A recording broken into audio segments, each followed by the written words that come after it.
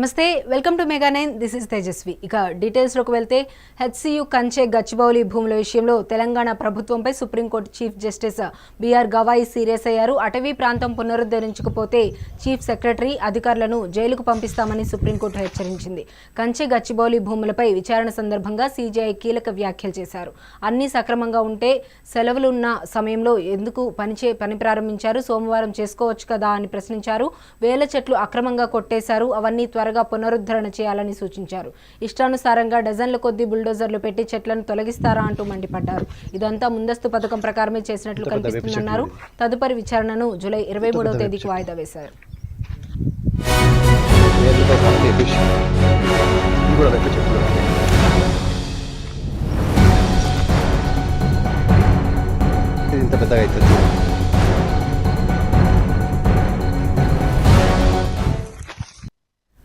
HCU కంచె గచ్చిబౌలి భూముల విషయంలో తెలంగాణ ప్రభుత్వంపై supreme court chief justice BR Gavai serious అయ్యారు. అటవీ ప్రాంతం పునరుద్ధరించకపోతే చీఫ్ సెక్రటరీ అధికారులను జైలుకు పంపిస్తామని సుప్రీంకోర్టు హెచ్చరించింది. కంచె గచ్చిబౌలి భూములపై విచారణ సందర్భంగా సీజేఐ కీలక వ్యాఖ్యలు చేశారు. అన్ని సక్రమంగా ఉంటే సెలవులున్న సమయంలో ఎందుకు పని ప్రారంభించారు, సోమవారం చేసుకోవచ్చు కదా అని ప్రశ్నించారు.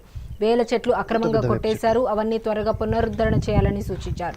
ఇష్టానుసారంగా డజన్ల కొద్దీ బుల్డోజర్లు పెట్టి చెట్లను తొలగిస్తారా అంటూ మండిపడ్డారు. ఇదంతా ముందస్తు పథకం ప్రకారమే చేసినట్లు కనిపిస్తుందన్నారు. తదుపరి విచారణను జూలై 23వ తేదీకి వాయిదా వేశారు.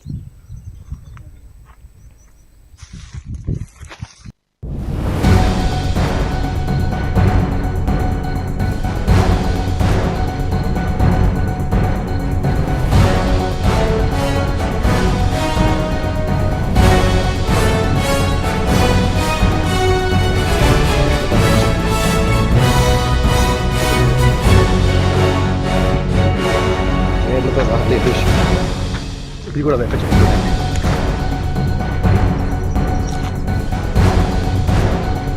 ఇంకా పెద్దగా అవుతుంది చూడండి.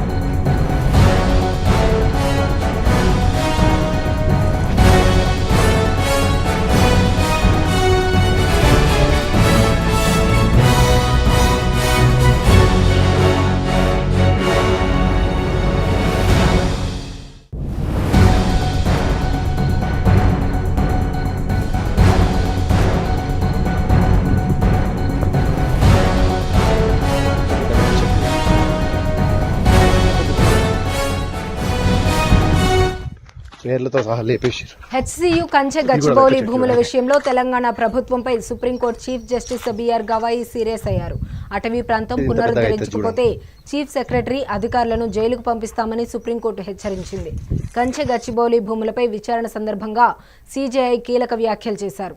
అన్ని సక్రమంగా ఉంటే సెలవులున్న సమయంలో ఎందుకు పని ప్రారంభించారు, సోమవారం చేసుకోవచ్చు కదా అని ప్రశ్నించారు. వేల చెట్లు అక్రమంగా కొట్టేశారు, అవన్నీ త్వరగా పునరుద్ధరణ చేయాలని సూచించారు. ఇష్టానుసారంగా డజన్ల కొద్దీ బుల్డోజర్లు పెట్టి చెట్లను తొలగిస్తారా అంటూ మండిపడ్డారు. ఇదంతా ముందస్తు పథకం ప్రకారమే చేసినట్టు కనిపిస్తుందన్నారు. తదుపరి విచారణను జూలై 23వ తేదీకి వాయిదా వేశారు.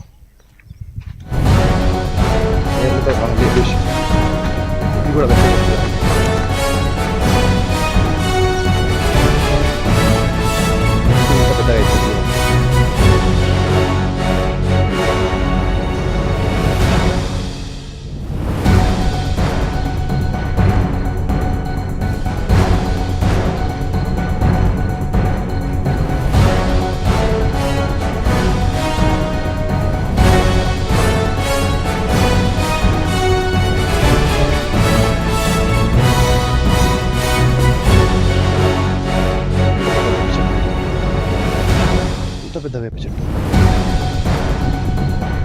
వేర్లతో సహా లేపేసి ఇది కూడా వేప చెట్టు చూడండి.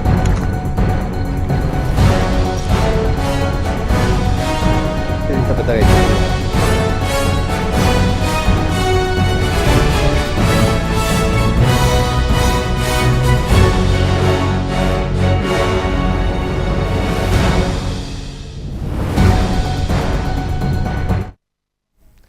హెచ్సియు కంచె గచ్చిబౌలి భూముల విషయంలో తెలంగాణ ప్రభుత్వంపై supreme court chief justice BR Gavai serious అయ్యారు. అటవీ ప్రాంతం పునరుద్ధరించకపోతే చీఫ్ సెక్రటరీ అధికారులను జైలుకు పంపిస్తామని సుప్రీంకోర్టు హెచ్చరించింది. కంచె గచ్చిబౌలి భూములపై విచారణ సందర్భంగా సీజేఐ కీలక వ్యాఖ్యలు చేశారు. అన్ని సక్రమంగా ఉంటే సెలవులున్న సమయంలో ఎందుకు పని ప్రారంభించారు, సోమవారం చేసుకోవచ్చు కదా అని ప్రశ్నించారు. వేల చెట్లు అక్రమంగా కొట్టేశారు, అవన్నీ త్వరగా పునరుద్ధరణ చేయాలని సూచించారు. ఇష్టానుసారంగా డజన్ల కొద్దీ బుల్డోజర్లు పెట్టి చెట్లను తొలగిస్తారా అంటూ మండిపడ్డారు. ఇదంతా ముందస్తు పథకం ప్రకారమే చేసినట్లు కనిపిస్తుందన్నారు. తదుపరి విచారణను జూలై 23కు వాయిదా వేశారు. హెచ్సియు కంచె గచ్చిబౌలి భూముల విషయంలో తెలంగాణ ప్రభుత్వంపై supreme court chief justice BR Gavai serious అయ్యారు. ఇక ఇదే విషయంపైన మరిన్ని అప్డేట్స్ మా ఇన్పుట్ ఎడిటర్ శ్రీనివాస్ అందిస్తారు. శ్రీనివాస్ చెప్పండి. హెచ్సియు కంచె గచ్చిబౌలి భూముల విషయంలో సుప్రీంకోర్టు అయితే మరొకసారి తెలంగాణ ప్రభుత్వంపై కూడా సీరియస్ అయినట్టు కూడా స్పష్టమవుతోంది. ఇక జస్టిస్ గవాయ్ కూడా హెచ్సియు కంచె గచ్చిబౌలిలో అటవీ ప్రాంతం చీఫ్ సెక్రటరీ మరియు ఫారెస్ట్ అధికారులను కూడా జైలుకు పంపిస్తామని కూడా హెచ్చరించినట్టు కూడా సమాచారం అవుతోంది. మొత్తానికి హెచ్సియు కంచె గచ్చిబౌలి భూములపై విచారణ సందర్భంగా chief justice of India Gavai కీలక వ్యాఖ్యలు చేశారు. సో అన్ని సక్రమంగా ఉంటే సెలవులు ఉన్న సమయంలో కూడా ఎందుకు పని ప్రారంభించారు, సోమవారం చేసుకోవచ్చు కదా అని చెప్పి కూడా ఆయన ప్రశ్నించినట్టు కూడా తెలుస్తుంది.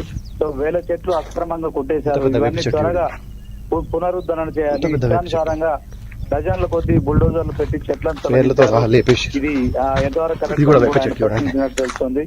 ఇదంతా ముందస్తు పథకం ప్రకారమే చేసినట్టు కనిపిస్తుందని కూడా ఆయన వ్యాఖ్యానించారు.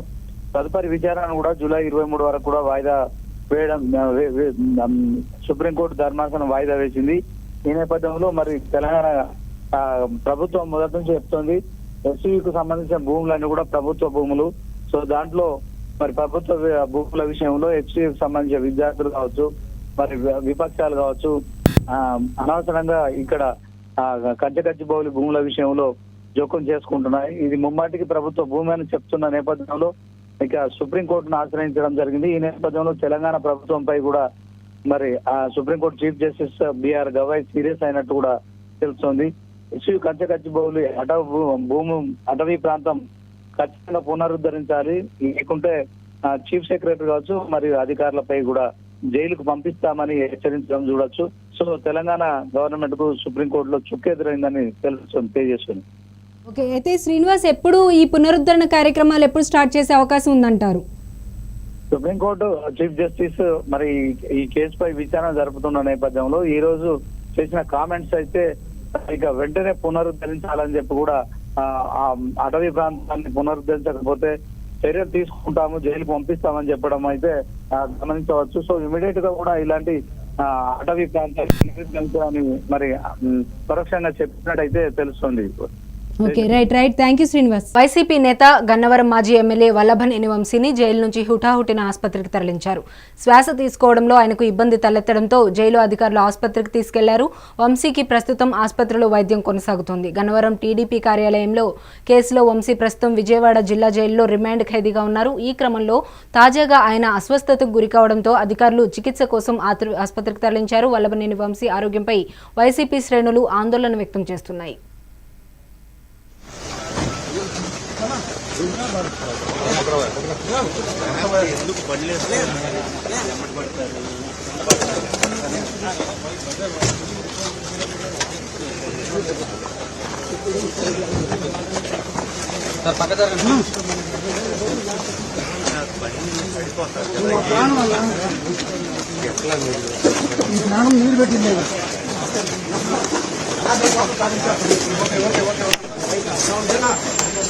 నీరు పెట్టింది అంత బొచ్చు.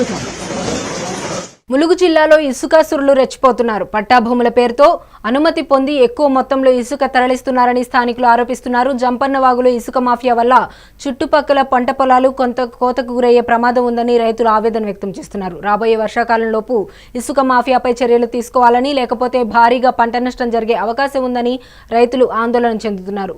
కరకట్ట నిర్మాణం చేపట్టి ఇసుక వ్యాపారులను కట్టడి చేయాలని డిమాండ్ చేస్తున్నారు. ఏటూరు నాగారంలో ఇసుక మాఫియాకు సంబంధించిన మరిన్ని వివరాలు మా ప్రతినిధి రాము జంపన్నవాగు నుండి అందిస్తారు. ఏటూరు నాగారంలో అక్రమ ఇసుక మాఫియా రెచ్చిపోతుంది. అనుమతికి మించి ఎక్కువ మొత్తంలో ఇసుక తరలిస్తూ చుట్టుపక్కల ఉన్న పంట పొలాల వారిని ఇబ్బంది పెట్టుతున్న పరిస్థితి. ఇక్కడ జంపన్న వాగులో ఉన్న ఇసుకను పట్టా భూముల పేరుతో పెద్ద మొత్తంలో ఇసుక తరలిస్తూ సమీప ఎవరైతే వ్యవసాయ భూములు ఉన్నాయో వాళ్ళ భూములు కోతకు గురై ప్రమాదంలో ఏర్పడిందని చెప్పేసి కొంతమంది ఆవేదన వ్యక్తం చేస్తున్నారు. ప్రస్తుతం మనం జంపన్న వాగులో ఉన్న ఇసుక రీచ్ వద్ద ఉన్న వీళ్ళతో మాట్లాడించే ప్రయత్నం చేద్దాం. చెప్పండి, అసలు పూర్తిగా ఇక్కడ ఎప్పటి నుంచి జరుగుతుంది, అసలు ఏంది? పోయిన సంవత్సరం తీసిండు, ఈ సంవత్సరం కూడా తీస్తాడు. వాగులు వస్తే మొత్తం ఒడ్డంతా ఉరుతుంది, ఆ భూమిలోకి వెళ్ళి ఇసుకంతా వెళ్ళిపోతుంది. తర్వాత పట్టా ల్యాండ్స్ అని పేరు పెట్టి వేరే పట్టాలు రైతులకు డబ్బు ఇవ్వకుండా కౌలుకు మేము ఇచ్చింది లేదు, మాకు పైసలు ఇచ్చింది లేదు. తర్వాత మేము ఖరీదు కూడా అమ్మలేదు. దానివల్ల మా పేరు మీదనే డీడీలు తీస్తాడు, ఇసుక కోరికి ఎత్తుకపోతాడు, ఇసుక ఎత్తుకపోతాడు. మేమైతే వాళ్ళకి అమ్మలేదు, చేయలేదు, కౌలు కూడా ఇవ్వలేదు. పూర్తిగా ప్రభుత్వ అనుమతులు తీసుకొని చేస్తాను, ఏం జరుగుతుంది అసలు? ప్రభుత్వ అనుమతితోనే నడుస్తుందని మమ్మల్ని బెదిరిస్తాడు. అతను లాయర్ కదా, మేమేం మాట్లాడలేము. ఇప్పుడు ఇసుక తీయడం వల్ల మీకు వచ్చే ఇబ్బందులు ఏంటి? మాకు ఈ ఇసుక తీయడం వల్ల ఇటు చేన్లు ఊరిపోతా ఉంటాయి, ఇటు ఊరుకు దగ్గరికి కరకట్టకు కూడా వచ్చే పొజిషన్ ఉన్నది. తర్వాత ఈ వాగు ఇట్లా పాడి మొత్తం తిరిగి చేన్లు అన్నీ ఉరిపోతున్నాయి. దానివల్ల మాకు బాగా ఇబ్బందికరంగా ఉన్నది. ఇంత పెద్ద మొత్తంలో జరుగుతుంటే అధికారుల దృష్టికి మీరు ఏమైనా తీసుకెళ్లారా? అసలు ఏం జరుగుతుంది? ఏటున్నారా గ్రామ పంచాయతీ పరిధిలో కరకట్ట చుట్టూ ఇసుక తీయకూడదని ఆలోచనతో ఎన్నోసార్లు ప్రభుత్వానికి కలెక్టర్ గారికి విన్నవించినా కానీ అక్రమ పరులకు ఇసుక మాఫియా నాయకులకు కానీ ఇక్కడ ఉన్నటువంటి పెద్దల్ని సంప్రదించినా కానీ ఎప్పుడు పట్టించుకోలే. ఈరోజు మేము అనేది ఒకటే, భారతీయ జనతా పార్టీ నాయకునిగా మేము ఒకటే హెచ్చరిస్తూ ఉన్నాం. జంపన్న వాగులో ఇసుక మాఫియా నాయకులు ఈరోజు ఏం చేస్తున్నారంటే పట్టా భూమి పట్టా ల్యాండ్ పేరుతో ఇసుక తీస్తానని చెప్పి ఏటున్నారం గ్రామ పంచాయతీ చుట్టూ కరకట్ట ఉంటే ఆ కరకట్ట చుట్టూ ఉన్నటువంటి జంపన్న ఆగులో తీస్తూ ఉన్నారు అక్రమంగా ఇసుక. ఈ ఇసుక తీయడం వల్ల రేపు వర్షాలు వస్తే ఏటునాగారం ప్రకృతి ఇక్కడిస్తే మాత్రం ఏటున్నారం గ్రామ పంచాయతీ పూర్తిగా పోయే అవకాశాలు ఉన్నాయి. కాబట్టి ఈసారైనా ప్రభుత్వ అధికారులు స్పందించి ఖచ్చితంగా దీని మీద చర్య తీసుకొని ఇసుక ఇక్కడ తీయడం బంద్ పెట్టాలని కూడా మొదటిసారిగా మేము కోరుతా ఉన్నాం. గతంలో కోరినాం. ఇటువంటి ఇసుక గురించి గతంలో నాయకులు, ఇప్పుడున్నటువంటి మంత్రి గారు కూడా అనేక విధాలుగా ప్రయత్నం చేసింది. కానీ అధికారంలోకి వచ్చిన తర్వాత ఏం చేస్తున్నదో మనం ఆలోచించుకోవాల్సిన అవసరం ఉన్నది. ఇసుక లేకపోతే మేము బతికే పరిస్థితులు లేము అనే ఆలోచనతో ప్రభుత్వ అధికారులు కానీ ప్రభుత్వం కానీ ఏ మాత్రం రైతుల గురించి కానీ ఏటున్నారం గ్రామ పంచాయతీ చుట్టూ కానీ ఇక్కడ రైతుల పొలాలు పోయే దాని గురించి కానీ ఎటువంటి పరిస్థితుల్లో కూడా ఆలోచించకపోవడం బాధాకరమని కూడా ఈ సందర్భంగా తెలియజేస్తున్నాం. పంచాయతీరాజ్ గ్రామీణ అభివృద్ధి శాఖ మంత్రి గారు వెంటనే చొరవ తీసుకొని ఏటున్నారం గ్రామ పంచాయతీని కాపాడాలని కూడా ఈ సందర్భంగా తెలియజేస్తున్నాం. ఒకసారి అప్పుడు ప్రతిపక్షంలో ఉండగా మీరు ఏం మాటలు మాట్లాడారో, ఏ విధంగా స్పందించారో, ఇసుక మాఫియా నాయకులు, ఇసుక దొంగలు కాలి చెక్కులతో చేస్తున్నారు, పట్టా ల్యాండ్ పేరుతో జనాన్ని మోసం చేస్తున్నారని చెప్పినటువంటి నాయకురాలు ఈరోజు పర్సెంటేజీల వైజ్గా తీసుకుంటూ ఏటునాగారాన్ని టీఆర్ఎస్ ప్రభుత్వం కన్నా ఈ ప్రభుత్వమే ఎక్కువ నాశనం చేయడానికి సర్వశక్త ప్రయత్నం చేస్తున్నది కూడా ఈ సందర్భంగా తెలియజేస్తూ వెంటనే ఏటున్నారలో ఇసుక తీయడం బంద్ పెట్టాలని కూడా ఈ జంపన్న ఆగులో తీయడం బంద్ పెట్టాలి. పట్టా ల్యాండ్స్ ఒక్కడుంటే ఇసుక ఒక్క దగ్గర తీస్తూ ఉన్నారు. కాకపోతే మీరు ఒకసారి ఆలోచించండి, పట్టా ల్యాండ్ అన్నది ఎక్కడున్నది?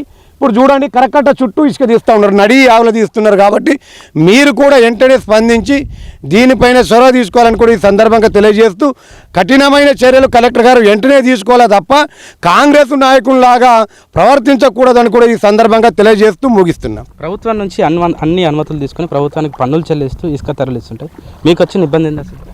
మాకు వచ్చిన ఇబ్బంది ఏంటంటే ఇక్కడ తీసుడు వల్ల ఈ ఊరంతా వాగులు వచ్చినప్పుడు మొత్తం నీళ్ళు నిండి వలసలు పోతూ ఉంటారు పబ్లిక్. అందుకు ఇది బంద్ పెట్టాలని మా ఆయోజన. పూర్తిగా ఈ వాటర్ ఎక్కడి నుంచి వస్తుంటుంది? అంటే గోదావరి వాటర్ కూడా ఇక్కడికి వస్తుంటాయా, లేకపోతే ఓన్లీ జంపన్న వాగు నుంచి వచ్చే వాటర్ ఇసుక మొత్తం ఎక్కడెక్కడి నుంచి తరలిస్తుంటారు? జంపన్న వాగు చుట్టుపక్కల నుంచి చలబాక అక్కడ నుండి ఈ వాగు వస్తూ ఉంటుంది. బాగా వాటర్ ఎక్కువ అవుతుంది. అప్పుడు ఎక్కువ అయినప్పుడు ఇక్కడ ఇసుక తీసుడు వల్ల లోనికి ఊళ్ళోకి వెళ్ళిపోతుంది వాటర్. పొలాలు తెగిపోతున్నాయి, చేన్లు కూలిపోతున్నాయి. దానివల్ల చాలా ఇబ్బందిగా ఉన్నది. దీన్ని పై అధికారులు ఆలోచించి దీన్ని బంద్ పెట్టడం వల్ల ఎక్కువ మొత్తంలో ఉన్న రైతులకు నష్టపరిచే విధంగా ప్రభుత్వ విధానాలు ఉన్నాయని, ఈ విధంగా ఇసుక తవ్వుకుంటూ పోతే సమీపంలో ఉన్న పొలాలకు వాటి కట్టలు తెగిపోయి పూర్తి స్థాయిలో వాటర్ వచ్చి వర్షాకాలంలో వాటర్ కూడా పూర్తిగా పొలాలలోకి వెళ్ళి కోతకు గురైన పరిస్థితి గతంలో ఏర్పడిందని, ఈ విధంగా చేయడం వల్ల భవిష్యత్తులో కూడా వచ్చే నెల రోజుల్లో వర్షాలు ఉన్న నేపథ్యంలో పూర్తిగా పొలాలు నష్టపోతామని చెప్పేసి రైతులు కూడా ఒకంత ఆవేదన వ్యక్తం చేస్తున్న పరిస్థితి. చూడాలి, ఇప్పటికైనా సంబంధిత అధికారులు ఈ విషయంపై శ్రద్ధ పెట్టి వాటిని నివారిస్తారా, వాళ్ళకు యథేచ్ఛగా వదిలేస్తారా వేచి చూడాల్సిన పరిస్థితి. కెమెరా పర్సన్ భిక్షపత్తు, రాము, మెగానన్ టీవీ, వరంగల్. కేంద్ర మంత్రి రాజ్నాథ్ సింగ్ మాట్లాడుతున్నారు. ఇప్పుడు ఆ లైవ్ చూద్దాం.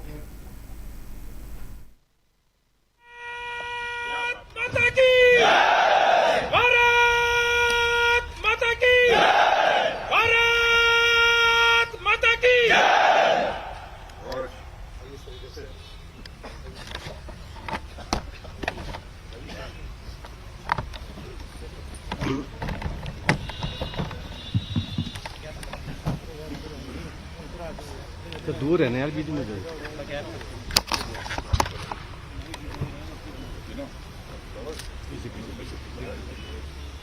ये पूरी जो हमारे जैन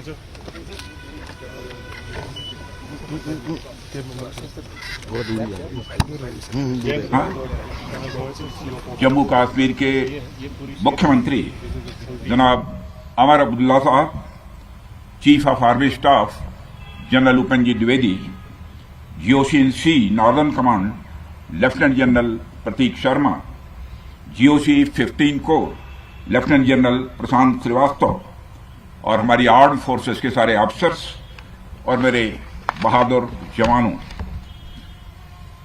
सबसे पहले आतंकवाद और आतंकवादियों से लड़ते हुए हमारे जिन बहादुर जवानों ने अपनी शहादत दी है, उनकी शहादत को मैं नमन करता हूं, उनकी मैं स्मृति को नमन करता हूं। और साथ ही पहलगाम में जो निर्दोष नागरिक आतंकवादियों के द्वारा मारे गए हैं, उनकी भी स्मृति को मैं नमन करता हूं। मैं स्वयं को बहुत ही गौरवान्वित महसूस कर रहा हूं। हमारे प्रधानमंत्री माननीय नरेंद्र मोदी जी के कुशल नेतृत्व और मार्गदर्शन में ऑपरेशन सिंदूर के दौरान आपने जो कुछ भी किया है, उस पर पूरे देश को गर्व की अनुभूति हो रही है। मैं अभी भले ही आपका रक्षा मंत्री हूं, लेकिन उससे पहले तो मैं भारत का एक नागरिक हूं। रक्षा मंत्री के साथ साथ मैं आज भारत के नागरिक के रूप में भी आप सबके प्रति आभार व्यक्त करने के लिए यहां मौजूद हूं। पहलगाम हमले के बाद हमारे जम्मू कश्मीर की जनता ने पूरी एकजुटता के साथ और पाकिस्तान और साथ ही साथ आतंकवादियों के प्रति जिस प्रकार से अपने गुस्से का इजहार किया है, मैं जम्मू कश्मीर की जनता का भी अभिनंदन करता हूं। मेरे साथियों, आपकी उस ऊर्जा को महसूस करने आया हूं जिसने दुश्मनों को नष्ट नाबूद कर दिया है। आपने जिस तरीके से सीमा के उस पार पाकिस्तान की चौकियों और बंकरों को आपने ध्वस्त किया, दुश्मन मैं समझता हूं उसे कभी भूल नहीं सकता। आपने देखा होगा कि आमतौर पर लोग जोश में होश खो देते हैं, लेकिन आपने जोश भी रखा, होश भी रखा और सूझबूझ के साथ दुश्मनों के ठिकानों को आपने बर्बाद किया है।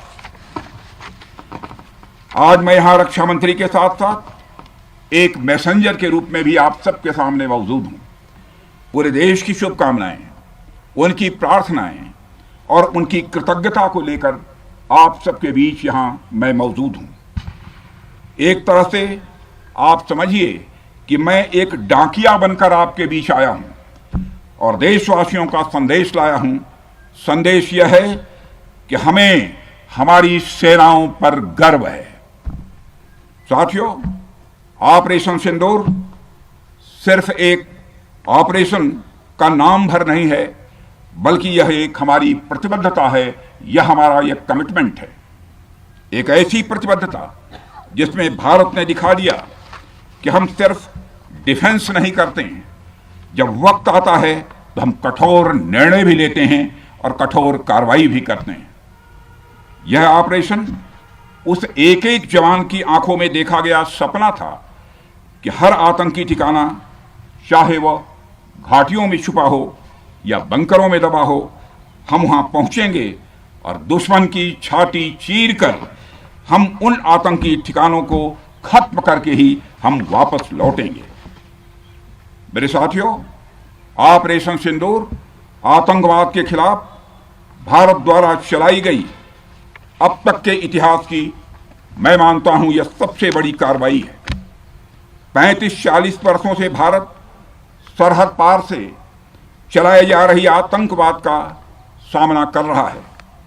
आज भारत ने पूरी दुनिया को यह साफ कर दिया है, यह स्पष्ट कर दिया है कि आतंकवाद के खिलाफ हम किसी भी हद तक जा सकते हैं।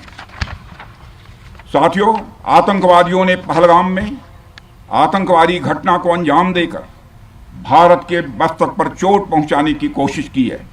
भारत की सामाजिक एकता को तोड़ने का भी प्रयास किया गया है। उन्होंने भारत के माथे पर वार किया, हमने उनकी छाती पर वार किया है और छाती पर घाव किया है।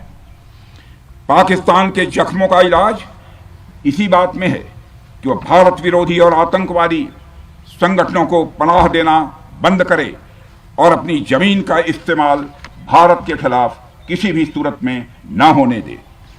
साथियों, आपको याद होगा कि लगभग 21 साल पहले स्वर्गीय अटल बिहारी वाजपेयी जी के सामने इसी पाकिस्तान ने इस्लामाबाद में डिक्लेरेशन किया था कि अब उनकी धरती से आतंकवाद एक्सपोर्ट नहीं किया जाएगा। मगर पाकिस्तान ने भारत को धोखा दिया है, पाकिस्तान ने भारत को छला है और आज भी वह धोखा दे रहा है। इसका खामियाजा अब उसको भारी कीमत करके भुगतना पड़ा है और यह कीमत, यदि आतंकवादी वारदातें चलती रही तो लगातार यह बढ़ने ही वाली है। हमारे प्रधानमंत्री श्री नरेंद्र मोदी जी ने दो टूक शब्दों में आतंकवाद के खिलाफ भारत की नीति को रीडिफाइन कर दिया है, इसे परिभाषित कर दिया है, जो यह कहती है कि हिंदुस्तान की सरजमी पर किया गया कोई भी आतंकी हमला एक एक्ट ऑफ वार माना जाएगा। दोनों देशों में जो अंडरस्टैंडिंग बनी है फिलहाल वह इसी बात को लेकर है कि सरहद पार से कोई बेजा हरकत अब नहीं की जाएगी। अगर की गई तो बात निकलेगी तो बहुत दूर तक जाएगी। साथ ही हमारे प्रधानमंत्री ने यह भी साफ कर दिया है, आतंक और बातचीत कदापि एक साथ नहीं चलेंगे और अगर बात होगी तो आतंकवाद पर होगी और पाक ऑक्युपाइड कश्मीर पर ही होगी। साथियों, ऑपरेशन सिंदूर की कामयाबी ने पाकिस्तान में छिपे आतंकी संगठनों और उनके आकाओं को भी यह साफ बता दिया है कि वे कहीं भी अपने आप को महफूज और सुरक्षित न समझें। अब वे हमारे बहादुर भारतीय सेनाओं के निशाने पर हैं। दुनिया जानती है हमारी सेनाओं का निशाना अचूक है और वो जब वो निशाना लगाते हैं तो गिनती करने का काम वह दुश्मनों पर छोड़ देते हैं। साथियों, आज आतंकवाद के खिलाफ भारत की प्रतिज्ञा कितनी कठोर है इसका पता इसी बात से चलता है कि हमने उनके न्यूक्लियर ब्लैकमेल की भी परवाह नहीं की है। पूरी दुनिया ने देखा है कि कैसे गैर जिम्मेदाराना तरीके से पाकिस्तान द्वारा भारत को अनेक बार एटमी धमकियां दी गई हैं। आज श्रीनगर की धरती से मैं पूरी दुनिया के सामने यह सवाल उठाना चाहता हूं कि क्या ऐसे गैर जिम्मेदार और रोग नेशन के हाथों में परमाणु हथियार सुरक्षित हैं? मैं दुनिया के सामने यह सवाल खड़ा करना चाहता हूं। मैं मानता हूं कि पाकिस्तान के एटमी हथियारों को IAEA international atomic energy agency की निगरानी में लिया जाना चाहिए। मैं यह कहना चाहूंगा और साफ तौर पर कहना चाहूंगा। साथियों, हमारी सेनाओं हमारी सीमाओं पर अपनी मातृभूमि की रक्षा के लिए जिस तरह से आप सभी बिना रुके बिना थके दिन रात लगे रहते हैं वह अपने आप में अद्भुत है और अद्वितीय भी है। आपकी यही बातें हम सब भारतीयों के लिए मार्गदर्शक का कार्य करती हैं। यही कारण है कि मैं हमेशा आपसे मिलने के लिए उत्साहित रहता हूं, ताकि आपके अंदर की ऊर्जा से हम सब भी कुछ प्रेरणा ले सकें। साथियों, आतंकियों ने पहलगाम में धर्म पूछकर हमारे निर्दोष लोगों को मारा। उसके बाद आपने जो जवाब दिया उसे पूरी दुनिया ने देखा है। उन्होंने यह नहीं सोचा कि आम नागरिकों ने उनका क्या बिगाड़ा है, उन्होंने ऐसा क्या किया है कि उन्हें मार दिया जाए। ఇప్పటి వరకు ఉన్న అప్డేట్స్ మరిన్ని అప్డేట్స్ కోసం చూస్తూనే ఉండండి మెగానే।